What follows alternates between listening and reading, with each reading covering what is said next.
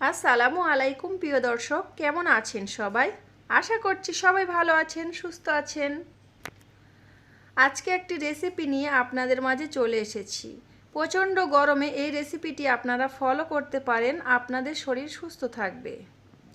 তো রেসিপিটি হচ্ছে সজিনা ডাঁটা আলু দিয়ে রুই মাছ। আপনারা অনেকেই এই রান্নাটা করতে পারেন। তো আমি কিভাবে রান্না করছি সেটা আপনাদের সঙ্গে শেয়ার করছি। যারা নতুন রাঁধুনি তাদের অবশ্যই কাজে আসতে পারে। প্রথমেই তো সজিনা ডাঁটাগুলো কেটে নিয়েছিলাম, আলুগুলো আমি খোসা ছাড়িয়ে নিয়েছি, আর এখন আমি আলুগুলো কেটে নিলাম। এদিকে একটা বড় সাইজের পেঁয়াজ আমি খোসা ছাড়িয়ে কেটে নিয়েছি, আর গ্যাস ওভেন অন করে আমি তেল দিয়ে দিয়েছি কড়ার মধ্যে। এখন আমি দিয়ে দিলাম পেঁয়াজ কুচি। পেঁয়াজ কুচিটা একটু নেড়ে চেড়ে নিয়ে এই পর্যায়ে আমি দিয়ে দেব আদা রসুন বাটা। এখন আমি দিয়ে দিলাম লবণ, একটু হলুদ গুঁড়ো দিয়ে দিলাম, পরিমাণ মতো লঙ্কা গুঁড়োও দিয়ে দিলাম।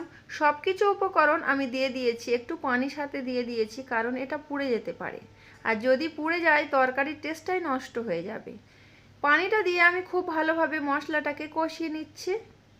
মশলাটা কষিয়ে আমি এখন এই পর্যায়ে কেটে রাখা আলু আর সজিনা ডাঁটা দিয়ে দিয়েছি, দিয়ে আমি খুব ভালোভাবে এটা কষিয়ে নিচ্ছি।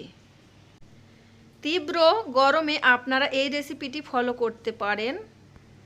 সজিনা ডাঁটা খুব ঠান্ডা একটা সবজি, আপনারা মাছ দিয়ে রান্না করলে খেতে খুব ভালো লাগবে, আপনার পেটও ঠান্ডা থাকবে। এখানে আমি 2টা টমেটো কেটে নিচ্ছি, ওই ডাঁটা আলু মাছের মধ্যে দেব তার জন্য। মাছের তরকারিতে টমেটো দিলে বেশ ভালো লাগে, একটু টক টক ভাব লাগে। আমার কাছে তো খেতে খুবই ভালো লাগে, আপনারা চাইলে ট্রাই করে দেখতে পারেন। তো এখন টমেটোগুলো আমি দিয়ে দিলাম সজিনা ডাঁটা আলুর মধ্যে। এখন দিয়ে খুব ভালোভাবে কষিয়ে নেব, নিয়ে একটু ঢেকে দিয়ে রেখেছি। তো কিছুক্ষণ আমি আবারও খুব ভালোভাবে কষিয়ে নিচ্ছি, ঢাকনাটা উঠিয়ে। পানিটা যেহেতু শুকিয়ে গেছে, এই পর্যায়ে আমি টমেটোগুলো একটু নেড়ে চেড়ে দিচ্ছি, আর 1-2 আলু একটু ঘেঁটে ঘুঁটে দিচ্ছি, যাতে করে গ্রেভিটা সুন্দর লাগে, দেখতে ভালো লাগবে আর খেতেও অনেকটা সুন্দর লাগবে।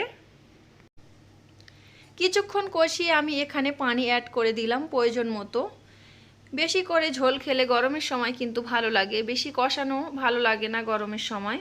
তো অপর সাইডে আমি মাছ ভেজে রেখেছিলাম, তো ওই মাছ ভাজাটা আমি সজিনা ডাঁটা আলু কষানোর মধ্যে দিয়ে দিয়েছি, দিয়ে আমি খুব ভালোভাবে এটা ফুটিয়ে নেব। যারা এতক্ষণ ধৈর্য ধরে আমার ভিডিওটি দেখছেন, যদি আপনাদের ভালো লাগে তাহলে ভিডিওটিতে একটি লাইক দিয়ে দেবেন। যারা আজকে আমার চ্যানেলে ফার্স্ট ভিজিট করছেন, তারা চাইলে আমার চ্যানেলটিতে সাবস্ক্রাইব করে আমার চ্যানেলের সঙ্গেই থেকে যাবেন। পাশে থাকা বেল বাটনের অল অপশানে একটু ক্লিক করে রাখবেন, এতে করে নতুন ভিডিও বা রেসিপি ছাড়া মাত্র আপনার ফোনে নোটিফিকেশান চলে যাবে। কাজটি যারা অলরেডি করে ফেলেছেন তাদেরকে অসংখ্য ধন্যবাদ। এই তো এখানে আমার রান্নাটা হয়ে গেছে। ফাইনাল লুকটা কেমন হয়েছে চাইলে কমেন্ট করে জানাতে পারেন। সবাই ভালো থাকবেন, সুস্থ থাকবেন।